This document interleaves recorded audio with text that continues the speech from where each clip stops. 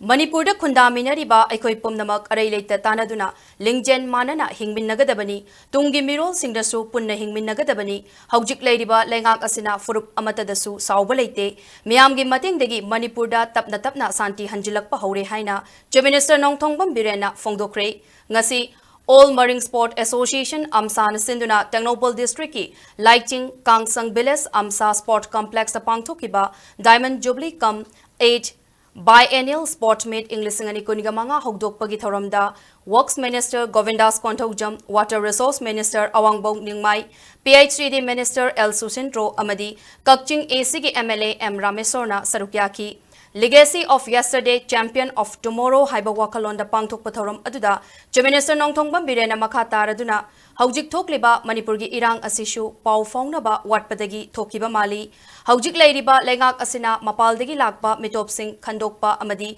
Masing Khangdan Hengalakliba, Kun Singh, Khandokpagi Tabak, Chatabani, Hanadagi Leiraklaba, Yellow Missing Dedi, Leingak Asina, Karishu Haiba Leite, Mapaldagi Mitop Singh Changsil Laktanaba, Fencing Kajin Si Haibani, Leingak Asina Manipur da Kundaminariba, furup amatada atamnana nungaitabagi wafam leite haiki. Lingjen manana arai leite kutana hingminnagadabani lakadaba mirol so kunna hingminnagadabani amatadasu shaoba leite hujik kanari bajishu bhap tanadabagini amuli kisim gap leiba mali akoina government drive tawdi mapandagi lakpa illegal immigrants indugoni hanadagi leiraba akoi thado isinnausing Wi-Fi, Paiti, Joni, Margi, Labor, Kananda, Sakana, so highly Poppy set things, drug set things, highly, Adu, Pandagi, Sunday, Sanatan, fencing hatching, don't go in the mirror, avoid meetings, personally, honorable. Adu, was sent to be at the Marina, Masimana, fast system of the Pazana, a Toy hyper informative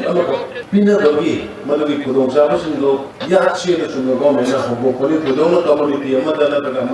Nuaitapa, the Kamana, and Notopamate, Amato in a Queen, Shishana, and Manipur, Amon Hanjillakpa, Sapat, Horami, and Manus, and no Honaminasi.